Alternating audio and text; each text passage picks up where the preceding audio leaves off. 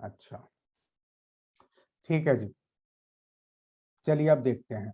आज हम एडजेक्टिव को एंड कर लेंगे, थोड़ा जल्दी ही करेंगे। तो एडजेक्टिव यूज्ड एज नाउन।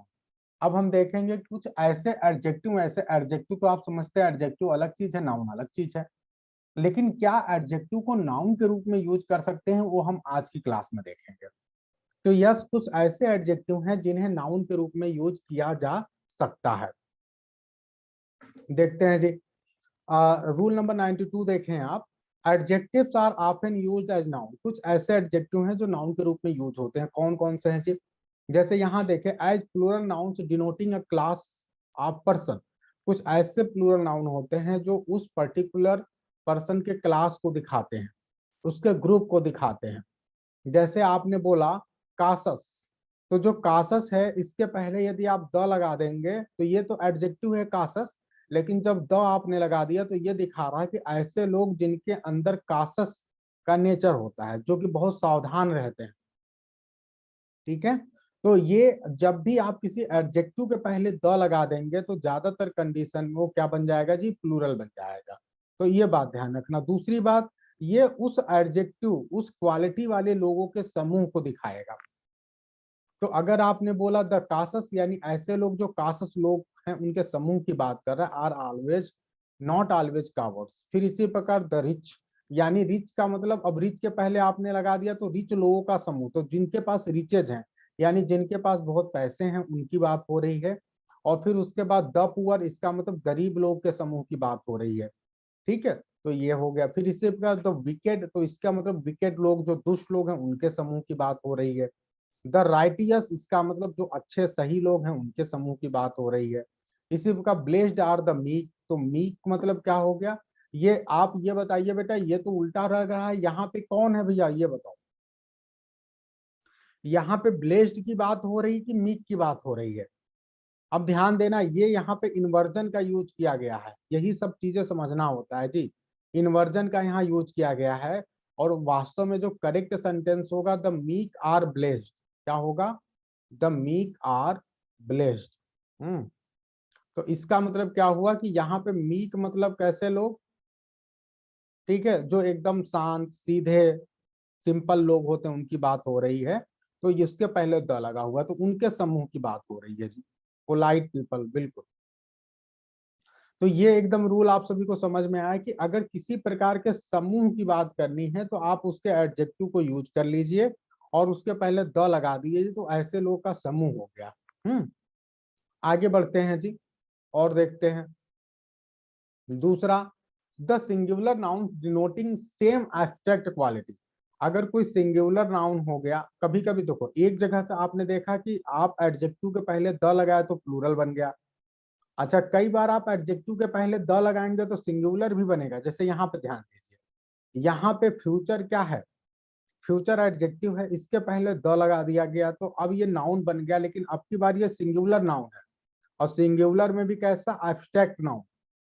तो द फ्यूचर का मतलब फ्यूचरिटी, यानी भविष्य।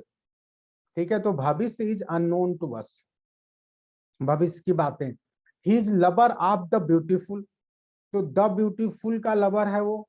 तो इसका मतलब ब्यूटी इन जनरल, जो भी चीजें उसे सामान्य रूप से ब्यूटी से रिलेटेड है, उनकी बात हो रही है। ठीक है, द ब्यूटीफुल का मतलब द ब्यूटीफुल गर्ल नहीं हो रहा है ना? तो यहाँ पे ध्यान देना है कि द ब्यूटीफुल सिर्फ लिखा है। तो यानी इसका मतलब ब्यूटी इन जनरल की बात हो रही है। तो मतलब दो कंडीशन आपने देखा। एक कंडीशन में आपने देखा कि द आपने लगाया, तो द लगाने पे जो नाउन बना वो कैसा बना जी? प्लूरल बना। दूसरी बार आपने द लगाया तो द लगाने पे जो नाउन बना वो सिंगुलर बना, और सिंगुलर में भी कैसा? एब्स्ट्रैक्ट नाउन बना। सिंगुलर में भी एब्स्ट्रैक्ट नाउन। ये बहुत इंपॉर्टेंट बातें हैं कि हम लोग नॉर्मली ऐसे पढ़ें कि ये बताओ जी द लगाने पे क्या बनेगा जो एडजेक्टिव होगा, तो हम लोग रटते हैं तो हम बोल देंगे भैया प्लूरल बनेगा। लेकिन हमें ये भी पता करना है कि नहीं भैया, सिंगुलर भी बनेगा एब्स्ट्रैक्ट नाउन। ठीक है, अब आगे बढ़ते हैं और देखते हैं और द का कमाल क्या है जी। आगे ध्यान दे, some adjective actually become nouns. कुछ एडजेक्टिव जो है नाउन ही बन जाते हैं। ठीक है, and hence are used in both number, और दोनों नंबर में सिंगुलर प्लूरल दोनों तरीके से यूज किए जाते हैं। ठीक है, कुछ ऐसे एडजेक्टिव हैं जो कि फाइनली नाउन के रूप में ही बन जाते हैं, और उनको मतलब वो एडजेक्टिव भी हैं और नाउन भी हैं, और सिंगुलर प्लूरल दोनों तरीके से यूज होते हैं। जैसे जैसे पहला देखिए, दोज डेरिव्ड फ्रॉम प्रॉपर नाउन, ऐसे एडजेक्टिव जो प्रॉपर नाउन से बनाए गए हैं। जैसे आपने बोला ऑस्ट्रेलियन, तो आप ऑस्ट्रेलियन बोलिए या ऑस्ट्रेलियंस बोलिए, इंडियन बोलिए चाहे इंडियंस बोलिए। एक सनी देओल की बहुत पुरानी मूवी है इंडियन, ठीक है, आप लोग को शायद याद हो, सनी देओल की मूवी है इंडियन, बहुत अच्छी मूवी है। तो अब जो है इंडियंस भी हो सकता है, तो इंडियंस सब एक से ज्यादा होंगे। अच्छा देखो, अनामिका बहुत मूवी देखती है, तुरंत नाम बता दिया इन्होंने हीरोइन का। हम्म,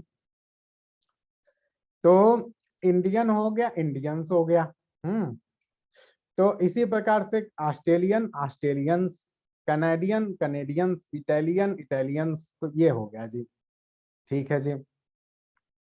सम डिनोटिंग पर्सन्स, कुछ पर्सन्स को दिखाते हैं जी। जैसे जूनियर जूनियर्स, जैसे कहते हैं कि मैं भाई, तो ये भी हो गया junior, seniors, mortals, inferior, superiors, nobles, criminals. ठीक है, तो ये कंडीशन है जी। अब नेक्स्ट ध्यान दें, a few denoting things, generally कुछ थिंग्स को दिखाते हैं, जैसे सीक्रेट्स हो गया, टोटल्स, लिक्विड्स, सॉलिड्स, वैल्यूएबल्स। ठीक है, तो ये कुछ ऐसे एडजेक्टिव हैं जिन्हें सिंगुलर की तरह भी यूज करते हैं, प्लूरल की तरह भी यूज करते हैं, वो ध्यान रखना है। ठीक है,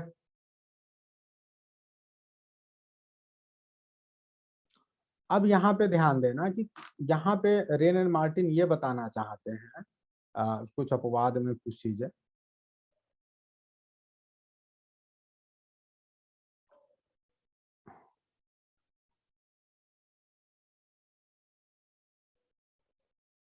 ये सी इज माई जूनियर, बिल्कुल नंदनी, एकदम सही हो आप। अब आगे ध्यान दीजिए, जब आप बोलते हैं सी जूनियर टू मी, ध्यान दीजिए, सी जूनियर टू मी, तो जब जूनियर टू मी बोलते हैं तो ऐसी कंडीशन में जूनियर एडजेक्टिव है। जब आपने बोला सी जूनियर टू मी, तो यहाँ पे जूनियर एडजेक्टिव है, लेकिन आपने कहा कि he is my junior, he is my junior, तो यहाँ पे जूनियर नाउन हो गया। बस यही समझना है। तो ये दोनों तरह से यूज हो रहा है एज पर द सिचुएशन। अगर आपने कहा कि दे आर माई जूनियर्स, तो यहाँ पे प्लूरल हो गया। ठीक है, अब ध्यान दीजिए, some adjective are used as noun only in plural, लेकिन कुछ ऐसे एडजेक्टिव हैं जो हमेशा प्लूरल के रूप में यूज होते हैं, तो उनका ध्यान रखना है। जैसे स्वीट्स हो गया, बिटर्स हो गया, वैल्यूएबल्स हो गया, ईटेबल्स हो गया, तो इनको जो है आप ध्यान रखना है कि ये हमेशा प्लूरल ही रहेंगे। हाँ, ये भी ध्यान देना। तो कुछ ऐसे हैं जो प्लूरल की तरह यूज होते हैं, ये तो आप लोगों ने नाउन वाले चैप्टर में पढ़ा है, तो उसमें कोई बहुत दिक्कत की बात नहीं है, कि नाउन वाले चैप्टर में आप लोगों ने पढ़ा है ना कि कुछ ऐसे नाउन्स होते हैं जो हमेशा प्लूरल ही होते हैं। ठीक है, तो वो वही वाले यहाँ पर भी हैं, तो इसमें बिल्कुल परेशान नहीं होना, ये वहां से कनेक्टेड है, तो ये बस बताने की कोशिश कर रहे हैं जो आपको ध्यान रखना है। ये हो गया, क्योंकि जब इनका आप सिंगुलर करोगे तो मीनिंग चेंज हो जाएगा। जैसे आप स्वीट्स है, तो स्वीट्स मतलब मिठाई हो गया, लेकिन स्वीट मतलब कुछ और हो गया। ठीक है, इसी प्रकार से बिटर्स, दूसरी बात है, बिटर मतलब कुछ और हो गया। वैल्यूएबल दूसरी बात है, वैल्यूएबल्स दूसरी है। इटेबल दूसरी बात है, इटेबल्स दूसरी है। तो ये थोड़ा सा कुछ है, फिलहाल जितना रेन एंड मार्टिन देते हैं उतना तो आप कम से कम रट ही लो। हम्म, ऐसा नहीं है सिंगुलर बनाओगे लेकिन मीनिंग चेंज हो जाएगा। ठीक है, अब आगे ध्यान दीजिए, कुछ ऐसे फ्रेजेज हैं जहां पे एडजेक्टिव नाउन की तरह यूज होता है। जैसे यहाँ पे इन जनरल, तो आप वैसे तो जनरल को एडजेक्टिव के रूप में यूज करते हैं, इन जनरल सेंस। ठीक है, लेकिन यहाँ पे इन जनरल, यहाँ पे जो जनरल है वो नाउन है। In future, in short, in secret, before long, at present, for good, at best, through thick and thin, for better और फॉर वर्स, ये जितने भी, in black and white, right और रॉन्ग, from bad to worse, the long and short, बहुत ही शानदार। ये बहुत ही बच्चों बहुत ही शानदार हैं, बहुत ही इंपॉर्टेंट हैं। हम्म, और ये आपके एग्जामिनेशन में पूछे जा सकते हैं, बी रेडी फॉर दैट। अब मैं बार बार कहता हूं कि कई बार एग्जामिनर रेन एंड मार्टिन से क्या करता है, घुमा क्वेश्चन पूछता है। वो क्या करता है कि जो आपने कहीं दूसरी जगह एग्जाम्पल के रूप में पढ़ा है वही चीज पूछ लेता है वो एग्जाम में। जैसे यहाँ पे इन जनरल हो गया, इन फ्यूचर हो गया, आपके फ्रेज के रूप में आ सकता है एग्जाम में, ईडियम के रूप में आ सकता है, इन ब्लैक एंड व्हाइट। ठीक है, थ्रू थिक एंड थीन कई बार आपके एग्जाम में आ चुका है। तो जरा मुझे आप लोग बताएंगे थ्रू थिक एंड थिन का मतलब क्या हुआ। फिलहाल आप सभी का ये होमवर्क है कि आप सभी लोग जितने भी ये इडियम्स एंड फ्रेजेस दिए हुए हैं इनकी आपको मीनिंग लिखनी है और इन्हें सेंटेंस के रूप में यूज करना है, क्योंकि जो बीच बीच में रेन मार्टिन में दिया रहता है वो बहुत इंपॉर्टेंट होता है। तो फिलहाल आप ये बताएं कि इन ब्लैक एंड व्हाइट इसका मतलब क्या हुआ। कहते हैं कि देखो भैया ऐसे काम नहीं चलेगा, जो बात है वो ब्लैक एंड व्हाइट में दो मुझे, इसका मतलब राइटिंग में दे दो, ठीक है, रिटन दो हमें, ऐसे कोई बात करने से नहीं चलेगा, लिख के दो, लिख के दो, इसका मतलब ये हुआ जी।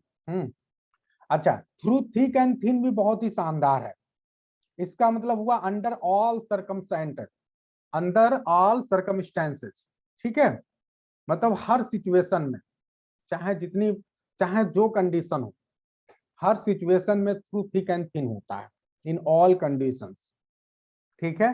फॉर गुड एक बहुत ही फेमस है, फॉर गुड तो बहुत अच्छा फ्रेज है, इसका मतलब क्या होता है, अच्छे के लिए, can anyone tell. For good आपके एग्जाम में कई बार आ चुका है, लोग बता नहीं पाते हैं। फॉर गुड बहुत अच्छा, चंचल, फॉर गुड का मतलब फॉर एवर, हमेशा के लिए, ठीक है, जैसे वह देश छोड़ के हमेशा के लिए चला गया, तो he has left the country for good, ध्यान देना, फॉर गुड का मतलब ये होता है फॉर एवर, हमेशा के लिए, तो he left the country for good, ठीक है, तो एकदम अलग टाइप का लग रहा है ना।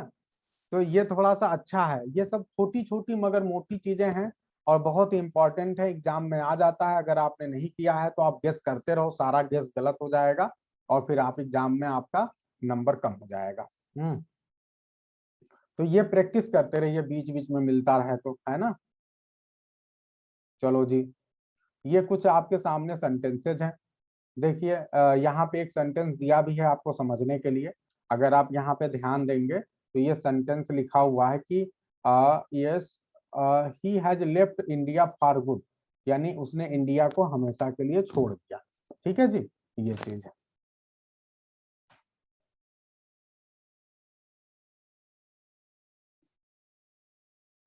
अब आगे बढ़ते हैं।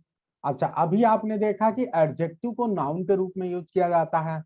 अब मेरा एक दूसरा प्रश्न है पलट के, कि क्या नाउन को एडजेक्टिव बनाया जा सकता है, एनीवन, एडजेक्टिव को नाउन बनाया जा सकता है, क्या नाउन को एडजेक्टिव बनाया जा सकता है, बताइए।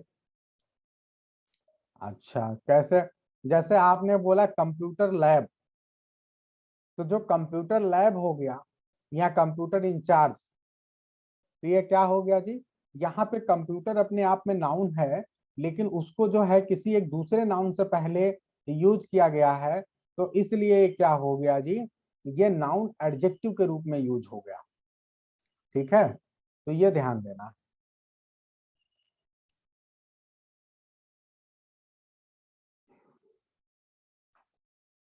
तो ये नाउन एडजेक्टिव के रूप में यूज हुआ है। इसी प्रकार से आप लोगों ने वर्ड्सवर्थ का एक पोयम पढ़ा होगा, लिटिल कॉटेज गर्ल। तो ये भी क्या हुआ जी, यहाँ पे कॉटेज जो है एक नाउन है, लेकिन वो एडजेक्टिव के रूप में आया हुआ है। इसी प्रकार कंप्यूटर गेम हो गया, वीडियो गेम हो गया, ये सब जो है एडजेक्टिव के रूप में आया हुआ है। बिल्कुल। तो आई होप कि आप लोग को बातें समझ में आ रही हैं। अब आगे बढ़ते हैं और जल्दी से कंप्लीट करने के कगार पे अब हम लोग बस पहुंचने वाले हैं।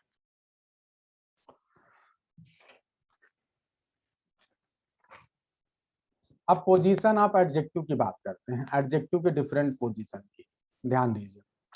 अ single adjective used attributively is generally placed immediately before the noun. आप सभी को पहले ही बताया जा चुका है कि जो एट्रीब्यूटिवली यूज होता है वो हमेशा जो है नाउन से पहले यूज होता है। जैसे king Francis was a hearty king, तो यहाँ किंग के पहले हार्टी आया है, तो ये क्या हो गया जी, एट्रीब्यूटिव हो गया। मैंने आप लोग को पहले, जैसे ये नहीं, जैसे प्रेडिकेटिव और एट्रीब्यूटिव में लोग कंफ्यूज हो जाते हैं। आप सोचते हैं कि वर्ब के बाद आया तो हमेशा प्रेडिकेटिव आएगा, नहीं, उसी समय मैंने बताया था कि चाहे वर्ब के बाद आए चाहे पहले आए, यदि वो किसी नाउन से पहले आएगा तो हमेशा एट्रीब्यूटिवली कहलाएगा यूज। तो यहाँ ध्यान दीजिए, हार्टी किंग, यहाँ पे रॉयल सपोर्ट, तो ये जहां पर भी आपको दिख रहा है प्रेटी मेड, ठीक है, रोजी चिक्स, गोल्डन हेयर, ये सब यूज जितने भी हैं ये सब एट्रीब्यूटिवली यूज है। फियरफुल ट्रिप, ये सब एट्रीब्यूटिवली यूज है।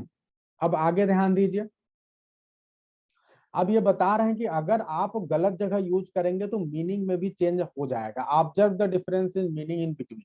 जैसे अ ग्रेट नोबल मैन सन, तो नोबल मैन के बाद आपने जैसे ग्रेट वर्ड को जो है आपने नोबल मैन से पहले लगा दिया, तो इसका मतलब यहाँ पे नोबल मैन ग्रेट है, और ग्रेट वर्ड को आपने पोजीशन बदल दिया तो मीनिंग भी बदल गई। आपने a noble man's great son कर दिया, इसका मतलब कि अब क्या हो गया, जो नोबल मैन का बेटा है वो ग्रेट है। तो इसीलिए एडजेक्टिव को सही जगह पे यूज करना बहुत जरूरी है। अगर आप गलत जगह यूज करेंगे तो मीनिंग भी आपको दूसरे तरह से मिलेगी। तो इसीलिए एडजेक्टिव के यूज को, पोजीशन को बहुत ध्यान देना है, ये यहाँ पे रेनन मार्टिन आपको बताना चाहते हैं।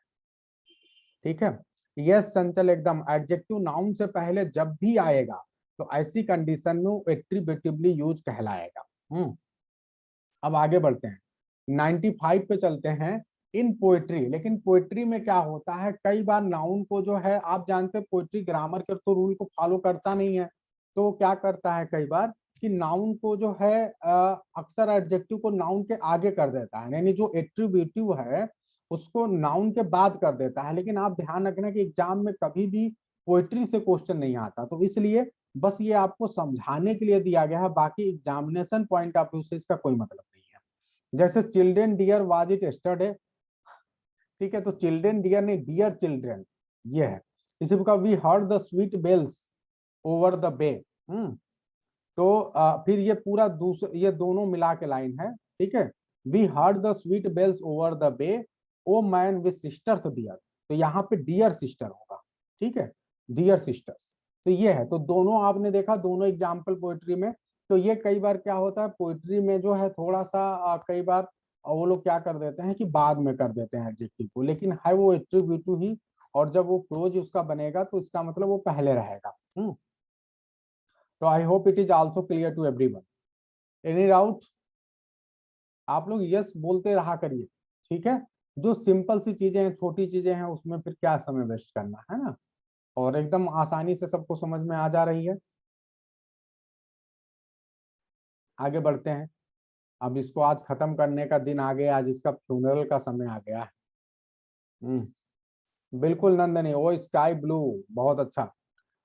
when several adjectives are attached to one noun, जब बहुत एडजेक्टिव एक नाउन से अटैच होते हैं तो ऐसी कंडीशन में एडजेक्टिव को पहले यूज ना करके बाद में करते हैं।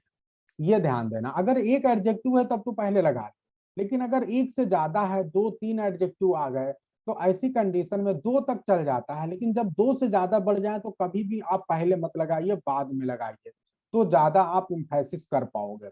जैसे देयर ड्वेल्ट अ मिलर, अब मिलर का क्या है, हेल एंड बोल्ड, तो मिलर की एडजेक्टिव है हेल एंड बोल्ड, तो है तो एट्रीब्यूटिव, लेकिन इसे बाद में लिखा गया है क्योंकि ये पहले लगाने पे उतना मजा नहीं आता, तो जोर देने के लिए, एम्फेसिस करने के लिए, अगर एडजेक्टिव एक से ज्यादा है तो आप उसे बाद में लिख सकते हैं।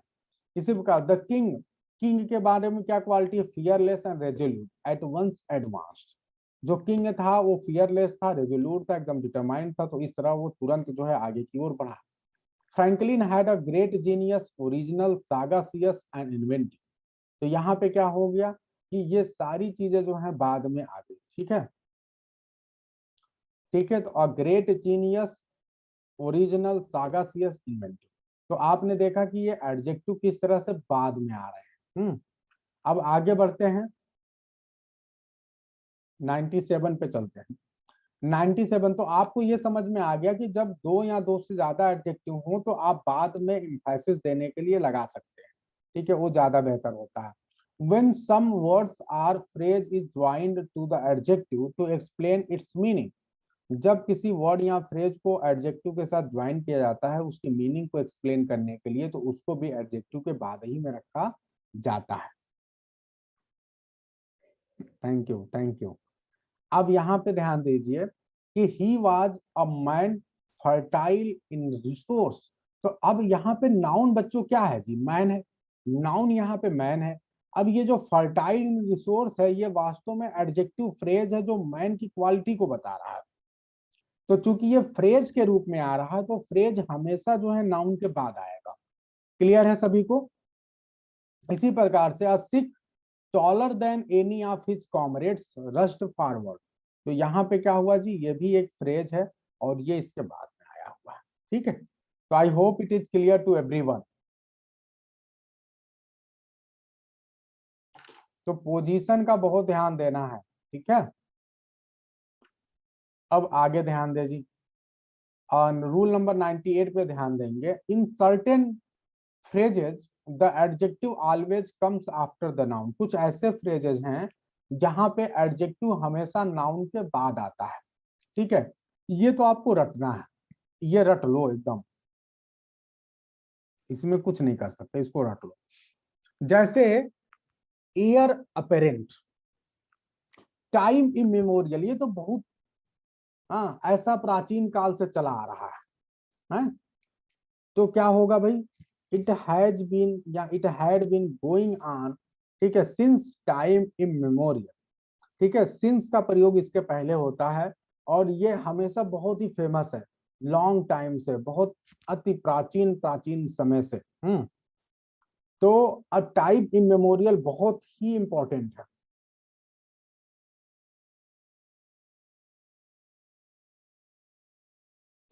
पूरा पूरा फ्रेज माना जाएगा स्मिता, ठीक है। फर्टाइल इन रिसोर्सेस पूरा पूरा फ्रेज ही एडजेक्टिव है, क्योंकि वो पूरा फ्रेज मिलके जो है उसको जो है समझाने की कोशिश कर रहा है मैन को। ठीक है, मैन की क्वालिटी को बता रहा है। आगे ध्यान देना है जी, time immemorial, lord paramount, viceroy elect, letters patent, knights temporal, notary public, body politic, God almighty. ठीक है, तो आप इसे ध्यान रखना है और इसको तो रट लो एकदम, इसको रटना है, रटना है। और कोशिश करिए कि आप इस पे, ये भी आपका होमवर्क है, ये होमवर्क है आप सभी का। और मैं कल देखता हूं कि कितने लोग इस होमवर्क को पूरा करते हैं। होमवर्क दिया जाए तो जरूर करिए। इन सारे जो आपको फ्रेजेस दिख रहे हैं इनकी मीनिंग नोट करनी है, सब आप इंटरनेट पे डालोगे एक बार में तुरंत मिल जाएगा। मीनिंग नोट करिए और सेंटेंस के रूप में यूज करना है अपनी लैंग्वेज, जो आपको समझ में आए, सिर्फ उसका नकल नहीं उतारना, आपको क्या समझ में आए उस आधार पर बनाइएगा। तो ये सारे के एक एक एग्जाम्पल आपको बनाने चाहिए, आप सभी की कॉपी में होने चाहिए और ग्रुप में भेजना भी है, बना के अपने पास रख नहीं लेना है। जो काम दिया जाए उसको करना है और शेयर करना है, ताकि पता चले मुझे कि हाँ आप कुछ काम कर रहे हो। हाँ, नंदिनी जैसे उस दिन बता रही थी, सर कर तो लिया लेकिन शेयर नहीं किया। हम्म आगे ध्यान दीजिए, the correct use of some adjective. Adjective के, हाँ, एडजेक्टिव के कुछ कुछ यूज, ठीक है। चलो, तो अब कुछ यूज देखते हैं जी, ये काफी इंपॉर्टेंट है। यहां ध्यान दीजिए जी, सम एनी काफी इंपॉर्टेंट एडजेक्टिव हैं और इनके मिसयूज बहुत ज्यादा स्टूडेंट करते हैं। जैसे जब सम का यूज कब करना, एनी का कब करना, अरे कोई हड़बड़ी नहीं है भाई, आराम से कल करना। बस मैं तो, मेरे को समय नहीं मिलता आपका पढ़ने का। बस ये है कि आप भेजते हो, अच्छा मैम मुझे बता देती है, अच्छा नंदिनी ने करके भेजा है, चंचल ने करके भेजा, नाम बता देती है, अच्छा मुझे पता चल गया, हाँ ठीक है। तो मेरे को देखने का समय नहीं है, पढ़ने का समय नहीं है, लेकिन ये है कि वो आपके लिए फायदेमंद है, सिर्फ इसलिए आपको एक ये रहता ही नहीं करना है। ये ठीक है, तो अब ध्यान दीजिए कि यहाँ पे जो है टू, ठीक है, टू एक्सप्रेस क्वांटिटी और degree some is used normally. जब किसी क्वांटिटी या डिग्री की बात करते हैं तो आप सम को यूज करते हैं, और जो है हमेशा जो है सम का यूज अफर्मेटिव में होता है, एक बात ध्यान देना। और एनी का प्रयोग जो है निगेटिव एंड इंट्रोगेटिव में होता है। तो अब अच्छी तरह से ऐसे बना लो अपनी कॉपी में। चंचल की बात कोई समझ नहीं पा रहा है, चंचल आप बता दो, फिर से समझा। सम का प्रयोग आपको करना है अफर्मेटिव में, ठीक है, और एनी का प्रयोग करना है निगेटिव एंड इंट्रोगेटिव में।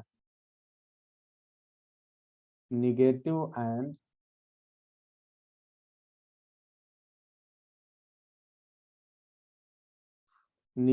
इंट्रोगेटिव में।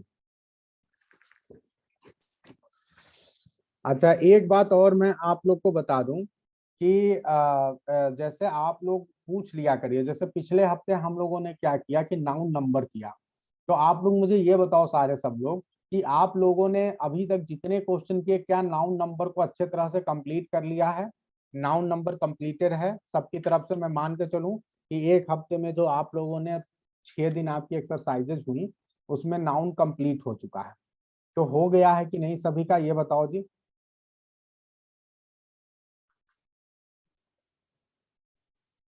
नाउन नंबर के सारे क्वेश्चन लगभग कंप्लीट हो गए ना? जल्दी से बताइए, फास्ट। अपनी अपनी बुक से आप लोग को कंप्लीट करना है। अपनी बुक से और अच्छी क्वालिटी के क्वेश्चन बनाइए, है ना, ताकि आप ज्यादा ज्यादा चीजों को कवर करें। ठीक है जी। तो अब जो अगला टॉपिक आप लोग को दिया जा रहा है वो नाउन जेंडर चल रहा है, ठीक है। अब नाउन जेंडर करिए, फिर उसके बाद नेक्स्ट वीक में नाउन केस होगा, इस तरह से करना है। तो अभी मैं बता दे रहा हूं, यानी इस वीक का टॉपिक है नाउन जेंडर, अगले वीक का टॉपिक है नाउन केस। अपनी बुक से बहुत बेहतरीन तरीके से जो है करना। अगर नाउन केस आज स्टार्ट किया तो नाउन केस कर दो, कोई दिक्कत नहीं है। अच्छा, नाउन केस मैंने बोला था तो नाउन केस करो जी। नाउन केस कर लीजिए, फिर उसके बाद जेंडर कर लीजिएगा, ठीक है। तो इस तरह से करते हैं, आप लोग इसे नोट कर लीजिए और उस हिसाब से काम करिए, है ना। अच्छा, एक गड़बड़ी आप सभी कर रहे हैं कि जब आप क्वेश्चन बना के भेजते हो तो आप थोड़ा सा एक गड़बड़ी कर रहे हैं। आप लोग बार बार सेम मिस्टेक क्यों करते हैं? मैम को आप लोग एकदम इरिटेट कर दे रहे हैं। भाई, हमने जो आपको तरीका बताया वो तो बड़ा आसान है। आप बिना मतलब का 1 2 आप जो है डॉट लगाते हो, फुल स्टॉप लगा रहे हो, ABCD लिख रहे हो। हमने बोला ABCD ब्रैकेट लगाने की कोई जरूरत नहीं। आप लोग के आसानी के लिए ऐसा पैटर्न बनाया है, इसलिए बनाया ये पैटर्न कि आपके लिए आसान हो जाए। तो आप खुद ही उसमें मेहनत किए पड़े हैं। हम ए के बाद 1 के बाद जो है फुल स्टॉप लगा दें, डॉट लगा दें, ए को ब्रैकेट में रख दें, बी को ब्रैकेट में रख दें। अरे क्यों रख रहे हो? जब हमने सब हटा दिया कि आपका समय बचेगा इससे। हमने ऐसा फॉर्मेट बनवाया कि कितनी आसानी से क्वेश्चन बन जाए, ठीक है। तो वही चीज बार बार करने की क्या जरूरत है? क्योंकि अगर आप ज्यादा काम कर रहे हो, देखो मैंने इसलिए किया कि काम कम करना पड़े। आप ज्यादा काम करोगे तो फिर मैम को फिर मेहनत करना पड़ेगा उसको हटाने के लिए। तो भाई लगाओ ही ना ना। अच्छा, तबीयत खराब है तो बीमारी में दिमाग काम नहीं कर रहा है। ध्यान रखिए अनामिका अपना स्वास्थ्य का, है ना।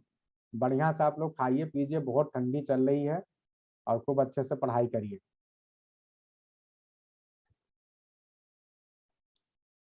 हम्म, चलो कोई बात नहीं है। तो हमने ये सीखा कि जो सम है वो अफर्मेटिव में यूज होगा। Hmm. Yes yes, good good Smita. तो अब जो है सम को अफर्मेटिव में यूज होगा। और उसके बाद से जो है एनी जो है निगेटिव और इंट्रोगेटिव में यूज होगा। तो अब ध्यान दीजिए, जैसे आपने कहा I will buy some mangoes, ठीक है जी। आई विल नॉट बाय, लेकिन जब जैसे आपने सेम उसी सेंटेंस को निगेटिव में बनाया तो अब गड़बड़ हो गया।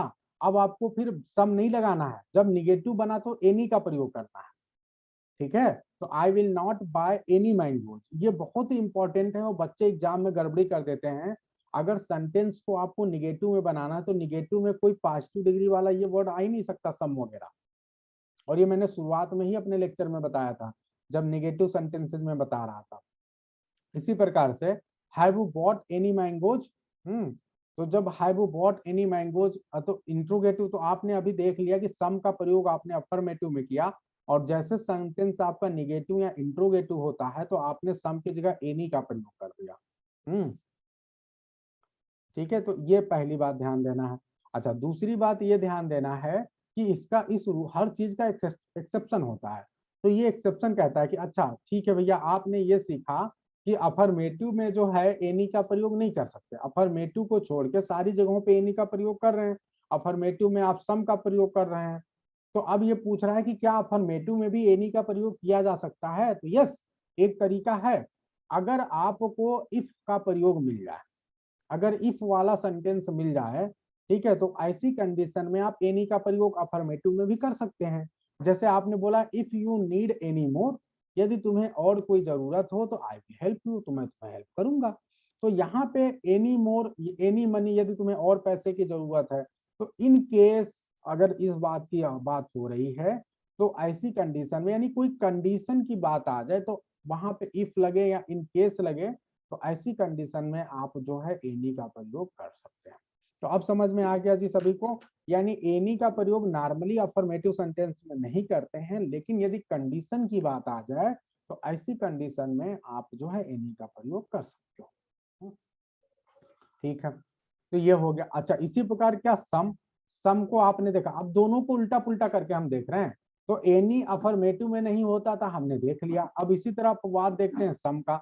हमको पता है कि सम निगेटिव इंट्रोगेटिव में यूज नहीं होता है, लेकिन क्या कोई एक्सेप्शन है जहां पे हम सम को यूज कर सकते हैं? तो yes, there is one exception.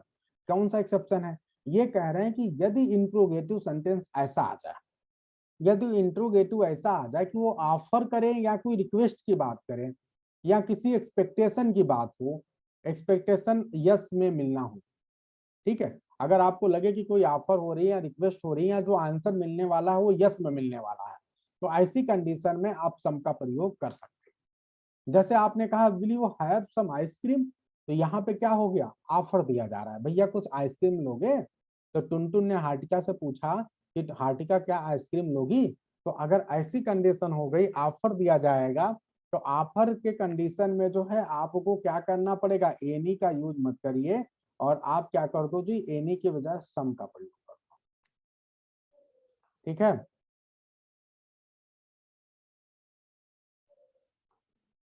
अच्छा कौन तो समझ में आ रहा अभी? तो ये जो है अगर ऑफर की बात आ जाएगी, तो ऑफर वाले कंडीशन में आपको क्या करना पड़ेगा जी? आपको सम का प्रयोग करना होगा। इसी प्रकार request, could you lend me some money, क्या आप मुझे कुछ रुपये उधार दे दोगे? तो अगर ऐसी कंडीशन आ गई, उधार मांगने की बात आ गई, तो यहाँ पे रिक्वेस्ट किया जा रहा है, और जब रिक्वेस्ट होगा तो फिर आप सम का यूज कर सकते हैं।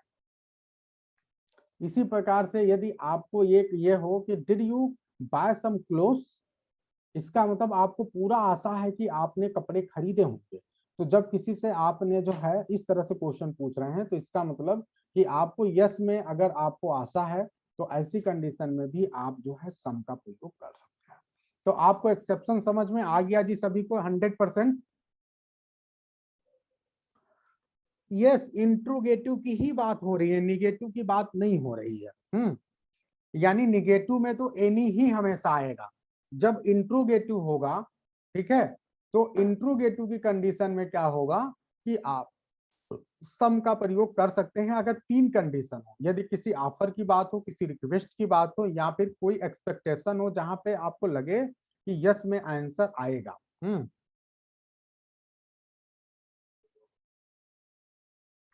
देखो अनामिका, आप ना जब कंफ्यूज होगी तो ज्यादा कंफ्यूज हो जाओगी। सिर्फ कंफ्यूज नहीं होना, एकदम आराम से, एकदम सिंपल सी बात है।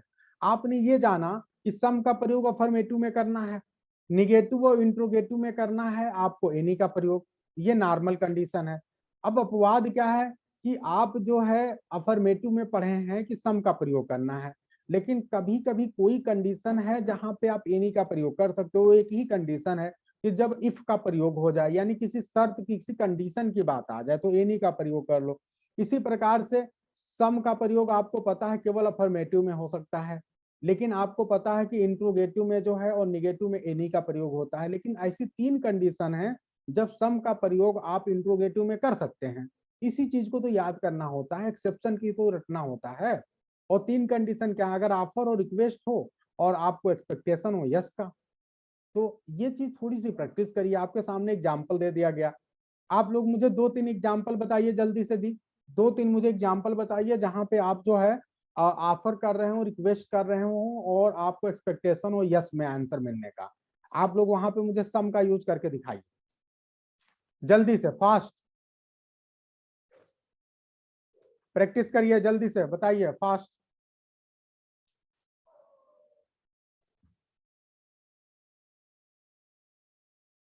बहुत अच्छा। Will you have some coffee, बहुत अच्छा स्मिता। बहुत अच्छा, शानदार। तो यहाँ पे ऑफर की बात हो गई, ठीक है। सतीश जी कह रहे हैं do you have some rice, क्या तुम्हारे पास कुछ राइस है? अब यहाँ पे गड़बड़ हो गया। हाँ, अगर आपको जो है यहाँ पे ऐसा लग रहा है कि यस एक्सपेक्टेशन है, कि आपको लग रहा है कि यस आंसर यस में होगा, तो ठीक है जी। Can you give me some flowers, Anamika, बहुत अच्छा, समझ में तो आपको आ गया, रिक्वेस्ट कर रही हो आप, बहुत अच्छा, बहुत अच्छा। रुचि का है कि would you, yes would you like some coffee, okay ठीक है, ऑफर है। Will you have some sweets, बिल्कुल ऑफर है। Will you have some money, Lalita, offer है। अनीता, रुचि, ठीक है। ललिता का will you have some money, okay. Aarti Gupta का will you eat some mangoes, okay. Anupama का will you have some dry fruits, okay, yes. और नंदिनी का है will C explain that question for me, बिल्कुल सही है। नीतू मिश्रा का है could you lend me some clothes, ठीक है। Could you please give me some English books, बिल्कुल। अब आप लोग समझ गए हैं। देखिए, आप लोग डाउटफुल वाली चीजें न लें, जो एकदम क्लियर क्लियर है, ठीक है। स्मिता का है can you provide me a piece of information, ठीक है, ऑफर है।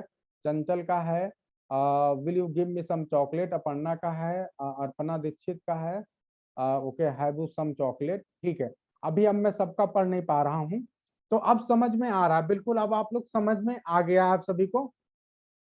Will you ask ask some question to him, तो अब ये बिल्कुल have you got so, okay. would you want to would you want some tea, okay? Will you have some salt peppers, okay? Will you suggest me some good books for vocab, बहुत अच्छा Kamlesh ji. Do you clear this rule, okay? Did you get this rule, अच्छा। Do you solve this question, ऐसे कर लो, ठीक है। तो यहाँ पे क्या हो गया कि do you buy some story books, okay? Have you got some latest news and updates about election, बहुत अच्छा। तो बहुत अच्छा, एकदम बहुत ही शानदार आप कर रहे हैं। देखिए, जब आप इस तरह से करते हैं तब जाके फिर बात आती है। Did you drive my car, बहुत अच्छा। तो अब आप लोग समझ चुके हैं कि आप जो है यहाँ पे इस तरह से आप जो पूछ रहे हैं, इसे एकदम क्लियर हो गया कि अब आप लोग को समझ में आ गया है। तो ये 3 कंडीशन है।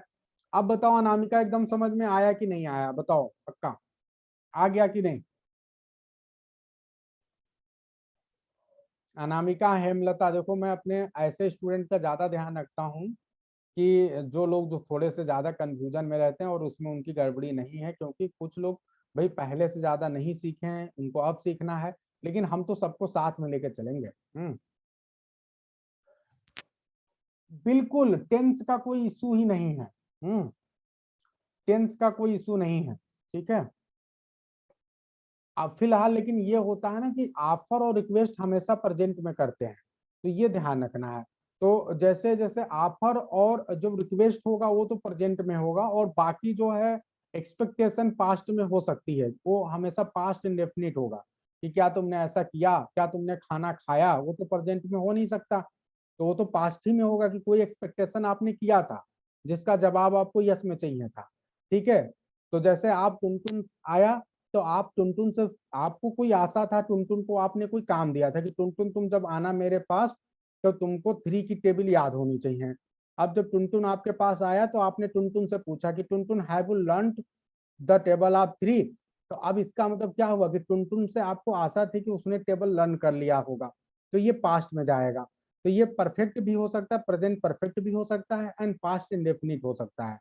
ये दो यूज करना है आपको, स्पेशली जब आप एक्सपेक्टेशन की बात करेंगे, और जब आपका रिक्वेस्ट या ऑफर होगा, तो ऑफर तो हमेशा प्रेजेंट में देते हैं, ठीक है।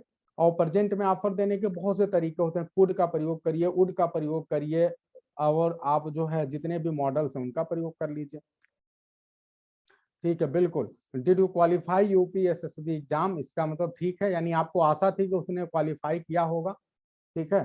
तो ऐसी कंडीशन में जो है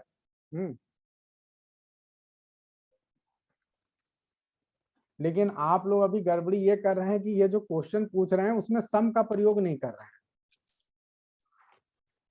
सम का प्रयोग नहीं कर रहे हैं। जैसे नंदिनी ने क्वेश्चन पूछा, अनुपमा ने क्वेश्चन पूछा, तो सम का यूज ही नहीं किया, तो फिर सम सीखे कैसे? भाई सम का यूज करो, ये बात हो रही है। ठीक है, तो सम का यूज करिए, है ना, एज पर सिचुएशन।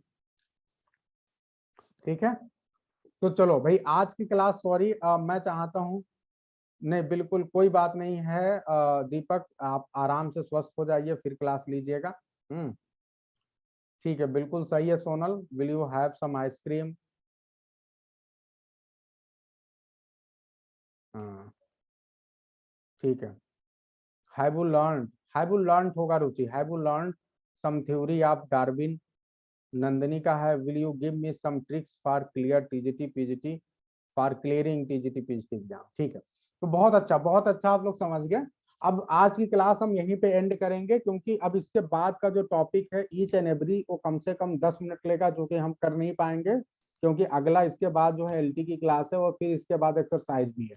ठीक है, तो हम कल की क्लास में करेंगे, कल की क्लास में जो है हम ईच एंड एवरी करेंगे, और जितने भी एक्सरसाइज हो कंप्लीट कर लेंगे, और समय रहेगा तो फिर हम नेक्स्ट चैप्टर शुरू कर लेंगे। ठीक है जी, तो आज की क्लास यहीं पे एंड करते हैं। आप लोग कम से कम जो है 2-3 सेंटेंस जो है सम और एनी का प्रैक्टिस करना, ठीक है, और उसे अपनी कॉपी में कम से कम 5-10 सेंटेंसेज आप अपना खुद का लिखना, ताकि आपको ये अच्छे से प्रैक्टिस हो जाए। तो मैंने 3 एक्सरसाइज आप लोग को दिया है, एक एक्सरसाइज दिया है आप सभी को, इसी में एक्सरसाइज था जो फ्रेजेज वाले थे, ठीक है, एक फ्रेज वाला दिया है, 2 हमने एक्सरसाइज आपको दिया है, मैं फिर से आपको याद दिला दे रहा हूँ, ताकि आप लोग उसे करना अच्छे से।